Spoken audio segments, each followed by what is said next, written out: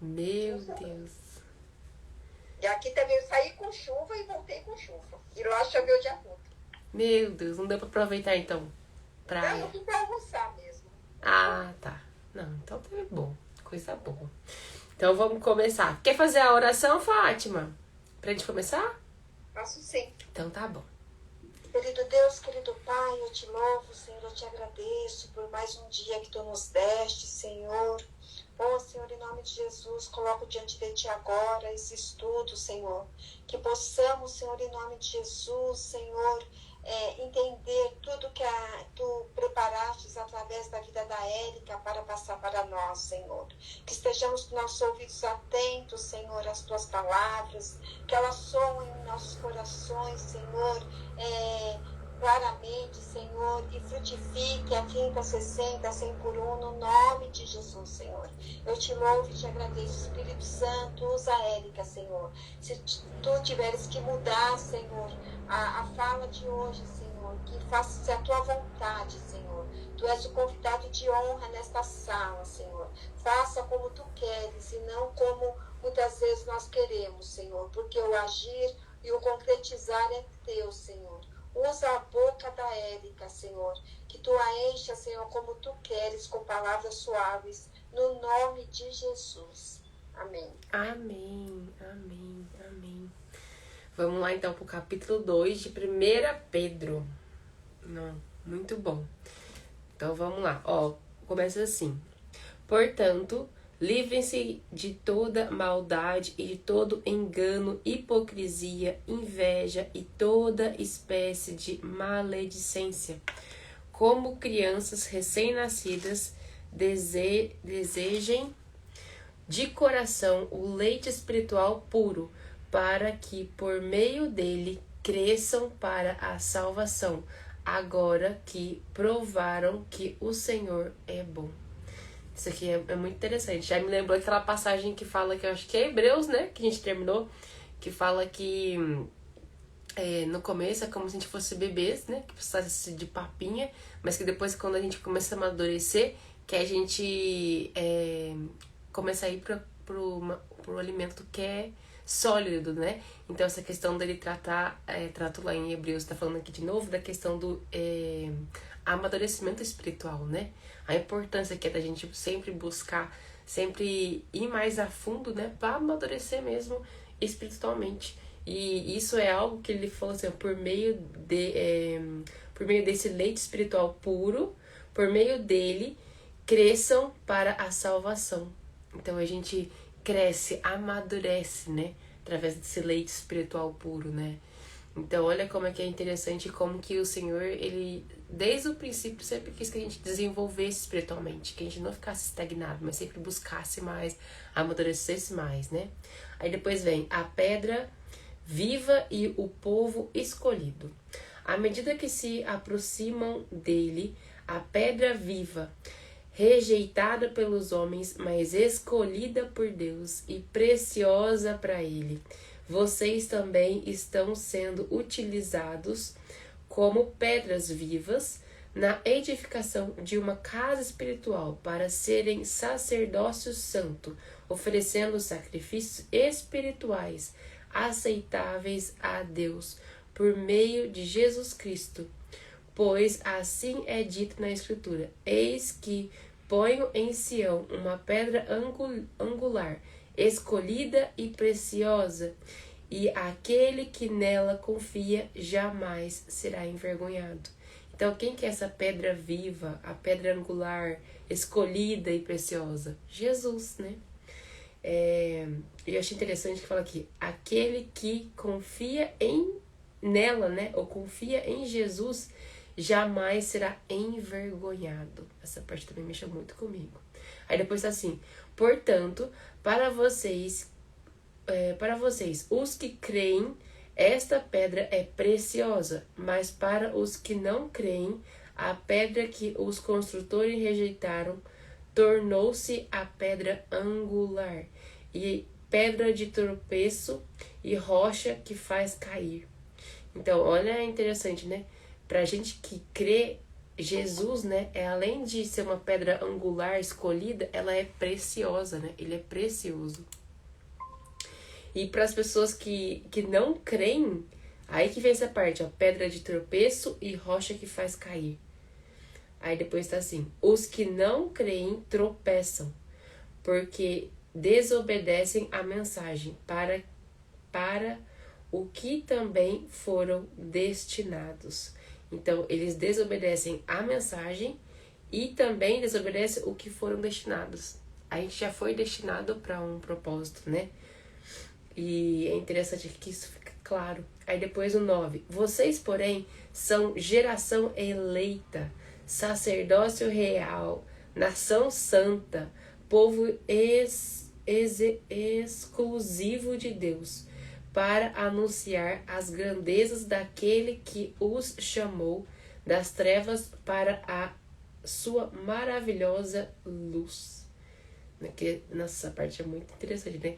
Ele nos chama de nação eleita, de sacerdócio real, de nação santa, povo exclusivo de Deus, para anunciar a grandeza que os chamou das trevas para a luz. O Senhor nos trouxe das trevas para a luz, né? Olha que interessante.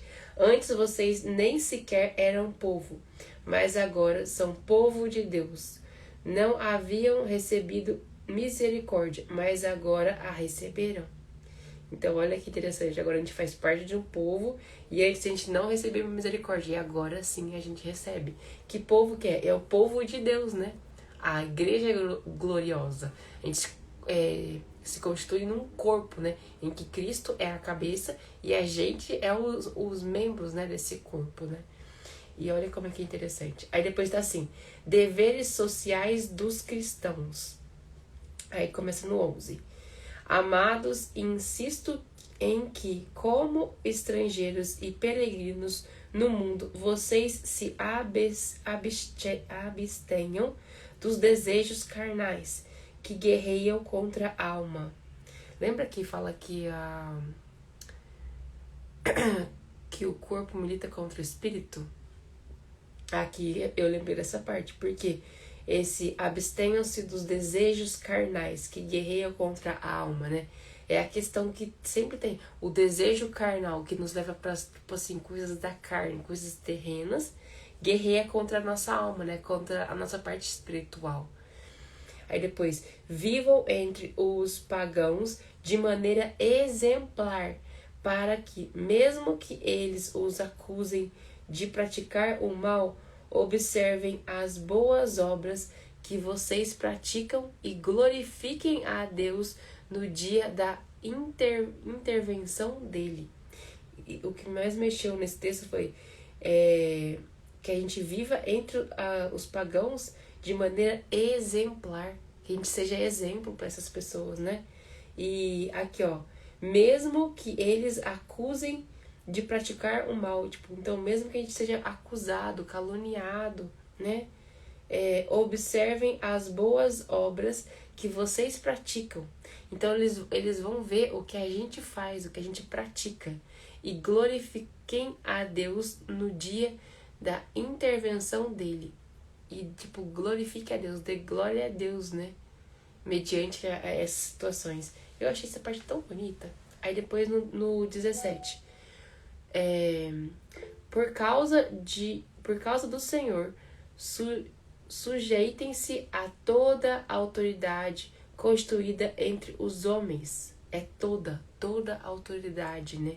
Então, se a gente concorda ou não, que a gente se sujeite-se a toda a autoridade constituída entre os homens.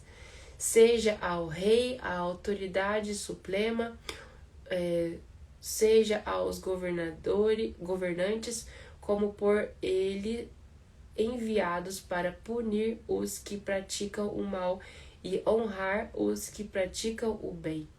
E tem uma passagem que fala também, né, que todas as autoridades são levantadas por Deus, né? Então, concorde a gente ou não, ainda mais as autoridades que a gente talvez não esteja de acordo com o que eles fazem, o que eles pensam, que a gente tenha essa diligência, né? De estar sempre ali instituídas por Deus. Exatamente, Fátima, é isso mesmo. Que a gente se submeta a ela, né? Respeite elas. Porque elas foram colocadas ali por Deus, né? E eu sempre gosto de me lembrar de Davi. Porque Davi, mesmo sendo perseguido por Saul, ele em momento algum, ele se levantou contra ele. E Saul, naquele momento, em relação a Davi, ele era a autoridade, ele era o rei. E mesmo Davi tendo sido ungido e como rei, ele não tirou Saul do lugar dele. Ele não matou Saul quando ele pôde. E ele fugia de Saul, mas ele em momento algum se levantou contra ele. Então, olha o respeito, o temor, que ele falou, como ele se sujeitou à autoridade de Saul. Então, isso é um exemplo. Eu vejo ele como um exemplo nesse quesito. Aí depois tá assim: pois é da vontade de Deus que, praticando o bem, vocês silenciem a ignorância dos insensatos. Silenciem a ignorância dos insensatos. Isso que eu achei forte também. Vivam como pessoas livres, mas não usem a liberdade como desculpa para fazer o mal. Nossa, isso aqui é muito forte. Não usar a liberdade como desculpa, pretexto, né, para fazer o mal. Aí depois tá assim: vivam como servos de Deus, como quem serve a Deus, né? O único Deus, que é o nosso, é o Senhor, é o Deus vivo. Aí depois: tratem a todos com devido respeito. Amem os irmãos, temam a Deus e honrem o rei. Amem os irmãos, temam a Deus e honrem o rei. Olha que passagem mais profunda. Aí depois o 18. Escravos, sujeitem-se aos seus senhores com todo o respeito, não apenas aos bons e amáveis, mas também aos maus. Porque é louvável que, por motivo de sua consciência para com Deus, alguém suporte aflições, sofrendo injustamente. Pois que vantagem há em suportar açoites recebidos por terem cometido o mal. Mas se vocês suportam o sofrimento por terem feito bem, isso é louvável diante de Deus. Nossa, isso aqui é muito forte. Vou até grifar de novo aqui, ó. Se vocês suportam sofrimento por terem feito bem, isso é louvável diante de Deus. Porque aqui na palavra depois fala que a questão da gente, né? Não é fazer o básico, né? Mas aqui fala igual pra gente orar pelos nossos inimigos. Aqui já fala que quando a gente se posiciona, a gente seria assim perseguido, caluniado. E aí essa parte: se vocês suportam o sofrimento por terem feito bem, isso é louvável diante de Deus. Porque Deus sabe de todas as coisas e Ele vai julgar um por um depois. Então, imagina quanto que é para Ele ver um filho suportando um sofrimento por ter feito algo que é bom, por ter feito algo que agrada o coração de Deus. Lembrando que Ele é um Deus que é Pai, né? Aí depois tá assim: para isso vocês foram chamados, pois também Cristo sofreu no lugar de vocês, deixando exemplo para que sigam os seus passos. Ele não cometeu pecado algum e nenhum engano foi encontrado em sua boca. Nossa, essa parte é muito forte. A gente foi chamado para isso, né? Aí depois tá assim, e dá o exemplo de Cristo, pois também Cristo sofreu no lugar de vocês, deixando exemplo para que sigam os seus passos. Essa parte é muito, muito interessante, porque a gente, depois que vira cristão, a nossa vida não vira um mar de rosas. Mas assim, aí vem o pessoal fazendo calúnia, vem o pessoal acusando, vem o julgamento, vem perseguição. Tanto que tem uma parte, né, que fala na palavra que teria 100 vezes mais de recompensa e também perseguição. Então vai ter sim coisas boas, mas também vai ter perseguição. E Jesus, ele foi o exemplo pra gente, né? De como ele, mesmo não... ele escolheu fazer o bem. Ele escolheu, mesmo sendo caluniado, zombado, ele não revidou. Ele sabia qual era o propósito. Ele sabia que agradava o coração de Deus. Ele sabia o que ele deveria fazer aqui. E ele não fugiu do propósito dele, né?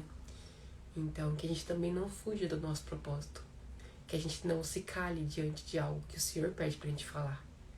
Então, é muito importante a gente ler, meditar e como que o texto vai trazendo coisas novas pra gente, né? O 23 continua assim: quando insultado, não revidava. Olha aqui. Quando sofria, não fazia ameaças, mas entregava-se àquele que julga com justiça. Ele mesmo levou em seu corpo os nossos pecados sobre o madeiro, a fim de que morrêssemos para os pecados e vivêssemos para a justiça. Por suas feridas, vocês foram curados. Nossa, essa parte é forte. Pelas feridas de Jesus, né? A gente foi curado.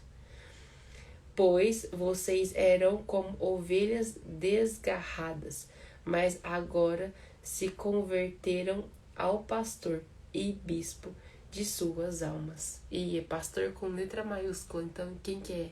É Jesus, né? Então, pois vocês eram ovelhas desgarradas, mas agora se converteram ao pastor, ou se converteram a Jesus, né? Pastor e bispo de suas almas. Quem que é nosso pastor e bispo com B maiúsculo? Jesus, né? E olhem a importância, né? A questão que deixa o exemplo dele. Essa parte é muito forte. Quando insultado, não revidava. Quando sofria, não fazia ameaças, mas entregava-se àquele que julga com justiça. Essa parte é muito forte. Mas assim, a importância da gente estar assim mesmo conectado com o Senhor, ter o nosso propósito clarificado, saber que quando a gente se posiciona, a gente fala do Senhor, a gente fala de Cristo e cumpre o propósito, cumpre o que o Senhor coloca no nosso coração, a gente vai ser sim perseguido. Mas não quer dizer que a gente tem que revidar aos insultos, porque a gente sabe quem a gente está servindo. Então, não faz sentido revidar essas pessoas. E outras, quem tá insultando,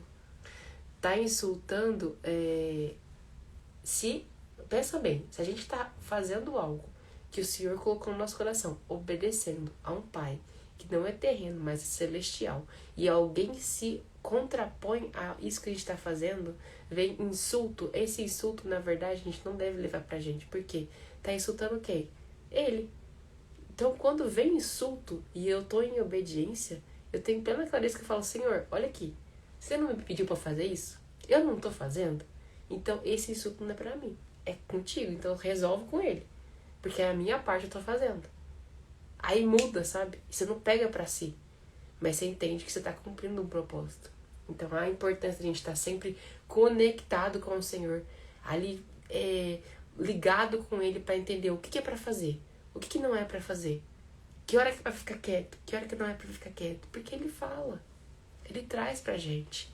Então, olha a importância da gente estar sempre conectado com Ele e obedecer, e em fazer o que Ele tá colocando no nosso coração, porque tem um propósito muito maior que a gente não tá vendo.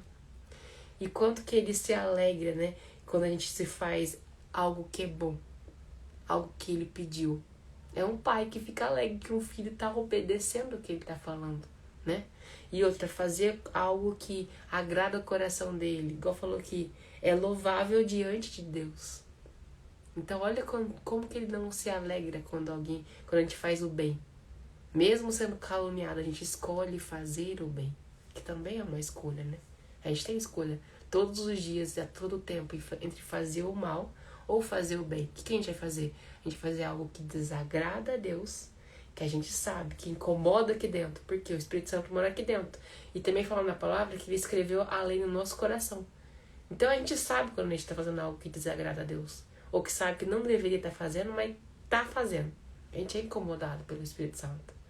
Então, que a gente pare para analisar se a gente vai fazer algo que agrada a Deus ou algo que desagrada. Que mesmo assim ele avisa muita gente que não é pra gente fazer. Então, olha a preciosidade. Se vocês quiserem abrir o microfone, colocar algum ponto, alguma coisa que vocês anotaram, sejam muito bem-vindos em tempos que... Opa, peraí. Em tempos que a igreja tem sido fortemente atacada. Que palavra? Exatamente. Eu confesso que muitas vezes me incomoda a fala de respostas à altura. Em palavra, essa palavra vem e confronta a minha indignação. É porque às vezes a gente não tem que revidar. Aquilo ali é pra Deus. Quando você escolhe algo, fazer o bem, fazer algo que o Senhor tá te pedindo e alguém se levanta contra, aquilo não é contra você.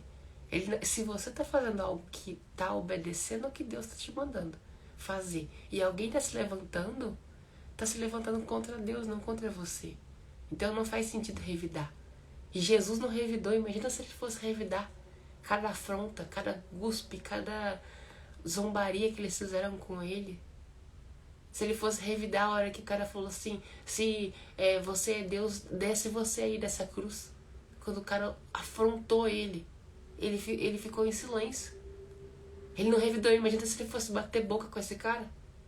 Você tá vendo que a parte de revidar é muito carnal? Jesus, quando você olha pra Jesus e ele aqui falou que ele é exemplo, você vê que não faz sentido revidar. Não faz. Só faz o que o Senhor tá te mandando fazer e não leva isso pro coração. Porque se você confundir nessa hora que você tá obedecendo, fazendo algo que o Senhor tá te pedindo, e alguém se levanta contra, e você pega isso pra você, que não é seu. Quando a pessoa se levanta, quando alguém que tá fazendo algo que o Senhor mandou, ele tá se levantando contra Deus.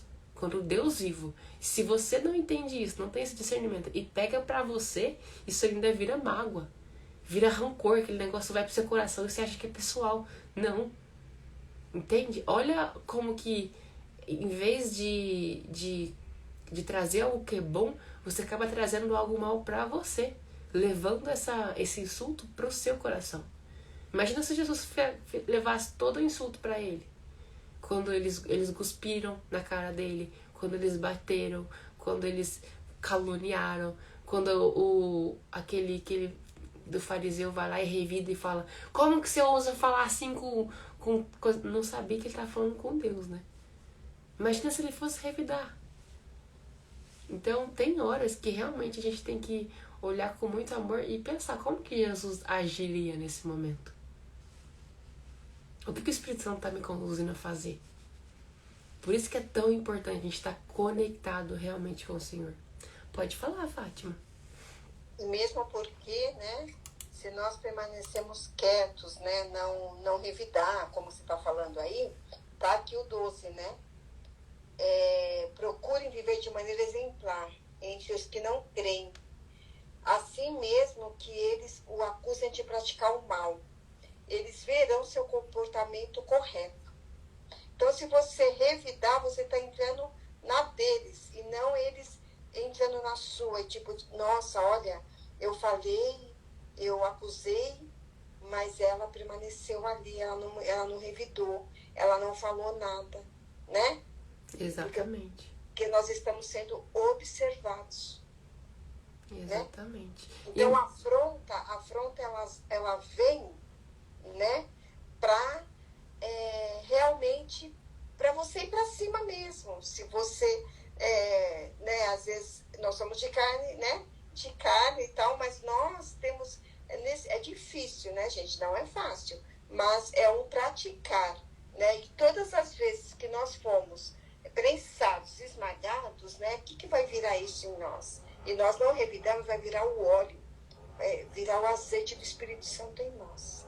Exatamente, né? Exatamente. E toda vez que a gente é exprimido, né, igual a Fátima falou, me lembrou a parte que o que tem dentro de você. Quando a gente passa por essas situações que nos tiram do sério e que realmente espreme a gente vê. Se quando a gente é exprimido, caluniado, pressionado, sai o fruto do Espírito, que reflete o caráter de Cristo, né? Que é amor, benignidade, longanimidade. Ou quando a gente é exprimido, sai palavra de maldição, estresse, esse negócio de revidar a pessoa, pagar na mesma moeda, ódio, rancor, amargura. O que sai? Então, esses momentos de prensa, de pressão mesmo que a gente passa, tá aí pra isso, pra gente se provar também. Será que nesse momento o meu coração tá mesmo limpo? Tá saindo o fruto do Espírito ou tá saindo ódio, rancor, amargura, palavra maldita? Então, assim, é algo pra gente realmente se autoavaliar, né? E pensar direitinho, porque é muito importante. E assim, ai, fiquei estressada, ai, tratei, revidei, vai, tipo, diante do Senhor e reconhece que você se arrependa. Se arrependa que você não agiu da maneira correta, confessa esse pecado pra Ele e não faz isso mais. Por que Davi foi chamado de homem coração de... um homem segundo o coração de Deus, se ele errou tanto, se ele fez tanta coisa errada? Porque ele fazia algo, ele se arrependia de verdade, genuinamente, e ele não fazia a mesma coisa. E ele perdia perdão pro Senhor. Ele se arrependia diante do Senhor. Então, olha a importância. Ele fez adultério, ele fez aquela questão lá de assassinato, né? De colocar Urias na frente lá da batalha para que ele morresse. Sim, mas depois ele se arrepende e ele não faz mais isso. Ele fez um monte de coisa errada, fez, mas ele se arrependeu e não fez a mesma coisa de novo. Então, olha a importância. Então, mesmo errando, ele foi chamado o homem segundo o coração de Deus. Por quê? Ele mantinha ali conectado com o Senhor, unidade com o Senhor. E o tempo todo fez algo de errado, ele se arrependia para pessoas? Não, para Deus. Então, olha o exemplo dele. Eu achei muito forte, muito forte. Pode falar, Silvane. E também, além de tudo isso que você falou, ele também não transferia a culpa, como o primeiro Adão fez também, né? Ai, Senhor, a mulher que tu me deste me deu um fruto proibido. Saul, ai, Senhor, a desculpa, né? E tudo, as ovelhas, Saul foi o primeiro rei, as ovelhas eram por sua adoração, sendo que Deus não queria aquela adoração de Deus. A maior adoração para Deus é a obediência. E Davi, ele, quando percebia, enxergava o erro, ele se arrependia, obedecia a Deus, o mandato de Deus, e também reconhecia a glória de Deus em todos os lugares. Quando ele percebeu, quando o profeta confrontou ele com sobre o assassinato de Urias, na hora ele reconhecia o Senhor. O meu pecado é contra o céu, somente contra ti. Ele reconheceu o erro dele, não transferiu a culpa. Ah, Senhor, aquela mulher ficava passando na minha janela, me seduzindo, tomando banho lá, com aquele corpo belíssimo. Aí eu não resisti. Não, ele reconheceu que ele errou. Porque a mais importante de tudo isso, o pecado, é você reconhecer o seu erro. Quando você reconhece que está errado e pede perdão com o coração sincero, Deus perdoa qualquer pecado. E ele esquece o pecado verdadeiramente arrependido. Exatamente, exatamente. Leilane, você também levantou a mão? Pode falar.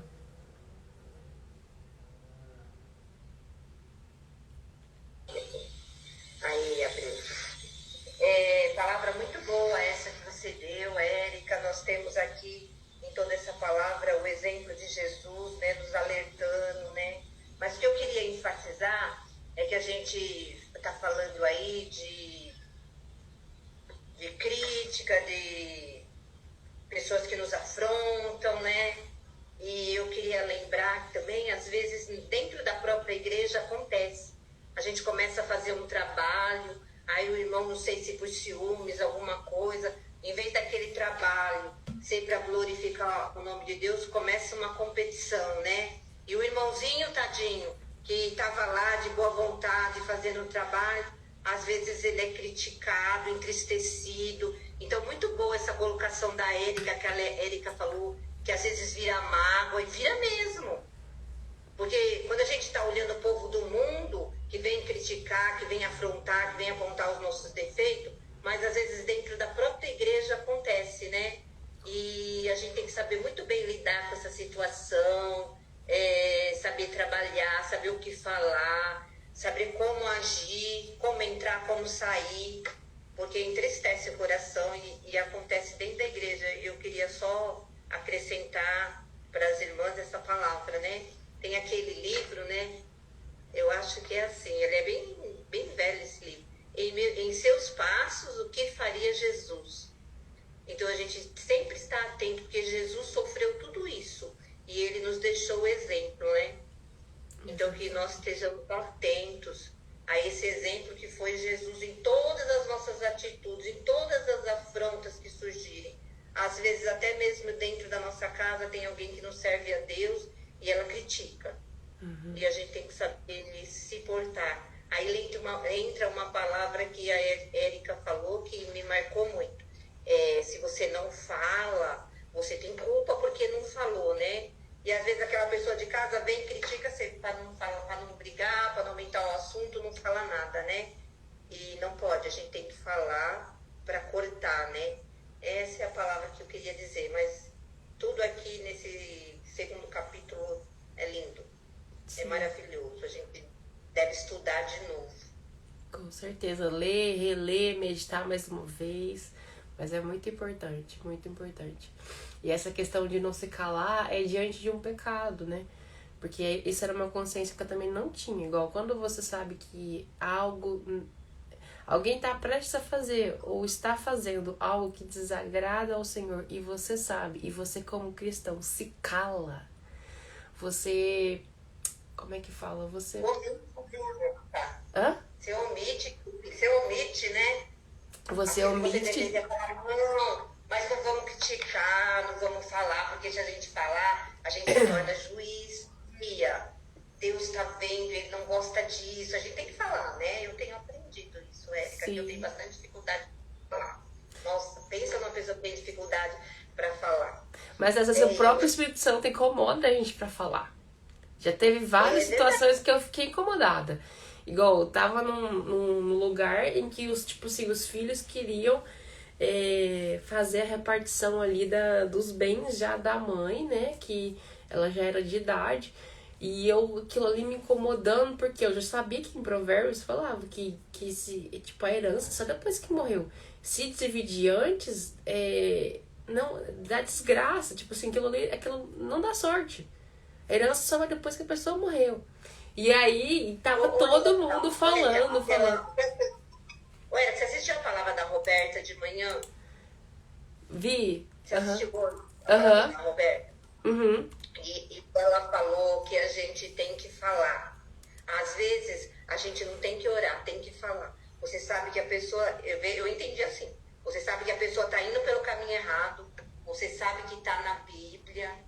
Mas você não fala, você está sendo omisso, né? Exatamente. Você deve abrir os olhos da pessoa, né? Mesmo que ela não discute. Mesmo que não escute, você se posiciona. Perdão, eu falei. Uma hora o Espírito Santo toca naquela pessoa e completa aquilo que você falou. Porque eu tenho mania de falar assim, você tá vendo? Tá escrito. Mesmo que a pessoa não creia na palavra, eu falo, tá escrito. E uma vez eu disse assim, sabe por que todo mundo que vai lá não acredita na Bíblia? Porque está escrito tudo que eles praticam aqui na Bíblia. Exatamente. Eu falei. E tem que se falar, porque, tipo, igual quando você vai estudar um assunto igual, tipo, maldição hereditária, né? As pessoas que se omitem, e ficam caladas, a gente vê lá em Levítico. É como se elas tivessem feito aquele pecado também. Igual esse, por exemplo, que eles estavam brigando lá por negócio da herança, sendo que a pessoa ainda estava viva. Aí eu falei, vocês sabiam que, tipo, se repartir herança antes da pessoa morrer, dá azar? Porque aí depois você para pra pensar, né? Tá lá em Provérbios que tá escrito assim, a herança obtida às pressas no princípio não será abençoada no fim. Então, tipo, a herança que é dada antes do tempo, né? Antes da pessoa morrer, não é abençoada. E aí eu fui e falei. Aí a pessoa ficou assim, Érica, fica quieta, fica quieta. Eu falei, não. Eu tinha que falar. Vocês não sabiam, agora vocês sabem. Igual outra coisa. Que a pessoa falou, eu fui falar também, às vezes as pessoas acham ruim. Depois que eu fui estudar também essa questão de legalidade, eu vi que, tipo, por mais que a gente não goste, às vezes, tipo, fulano tá tirando vantagem, ou tipo assim, o roubo, né? A questão do roubo, porque você vê outras pessoas pegando coisas, saindo sem pagar. Então, às vezes você acha, nossa, fulano faz isso, tipo assim, meio que fica indignado com aquilo. Quando você entende a consequência também do roubo, por isso que não tá à toa que não é pra roubar, porque quem rouba abre legalidade pra que o ladrão entre. E quando você entende isso, você não fica falando, porque fulano saiu sem pagar. Ele tá abrindo legalidade. E a legalidade não vai cair sobre você, mas sobre quem tá roubando. Aí a pessoa não entende isso. Aí eu fui explicar e eu falei assim, olha, não compra. Você sabe que é algo que tá muito barato, que você suspeita que é roubado, não compre. Porque se você trazer para dentro da sua casa algo que é roubado, você está abrindo legalidade pro ladrão entrar na sua casa. Então, assim, entenda. Então, assim, se Deus avisou, tipo, não matarás, não roubarás, tem um porquê. Você não precisa saber do todo, mas tem uma consequência. Caso contrário, ele como pai não avisaria que não era pra fazer. Não mexe com o ocultismo. Por quê? Tem uma consequência. Se ele falou que não é pra fazer, tem um porquê. Você não precisa fazer pra tomar a prova. Entende? Então tem coisas que, tipo, não dá pra se omitir. Igual um que bateu muito forte comigo, que eu não sabia também. A questão do aborto. Você entendendo espiritualmente o que é um aborto e por que, biblicamente, é contra o aborto, o Senhor é contra o aborto, que é derramamento de sangue de inocente. Você, quando ouve, não tá numa recepção, tá em algum lugar, num café, ouve alguém falando que vai fazer um aborto e você se cala, você não fala nada, isso você se omite. E a consequência desse pecado de derramamento de sangue sobrecai sobre você. Porque você que era um cristão, que tinha consciência, não abriu a boca pra falar, tipo assim, nenhum nada, você se omitiu diante daquilo. Você vai ser cobrado por isso. Por isso que a vida do cristão não é mil maravilhas, mas exige posicionamento. Você não pode desaprender algo que você aprendeu. Você não pode desviar algo que você já viu.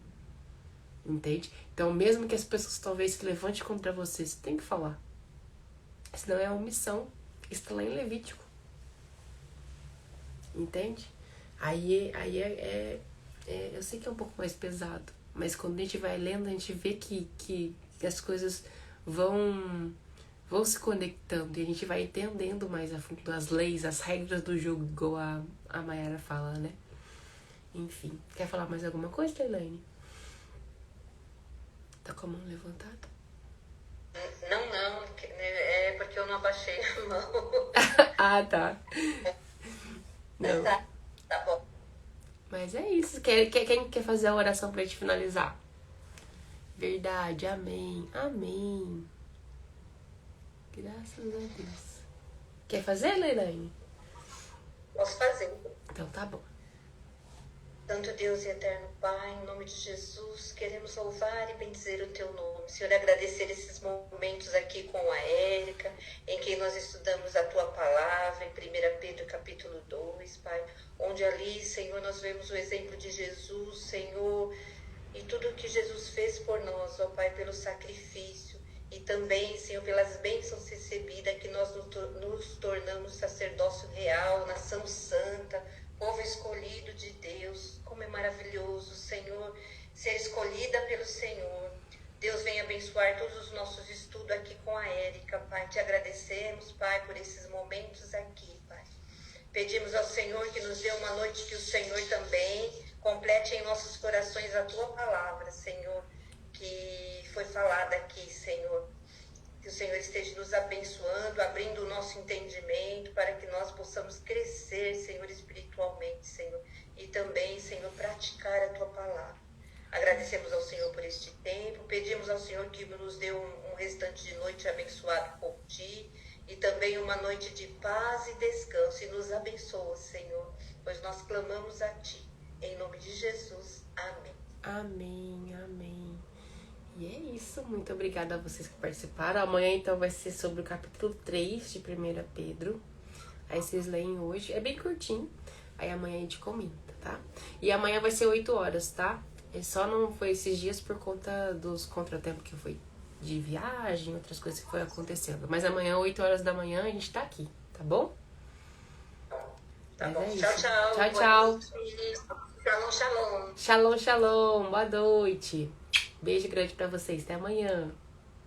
E pra vocês também aí do YouTube, do Instagram. Até amanhã, 8 horas da noite. 8 horas da manhã. Beijo, beijo.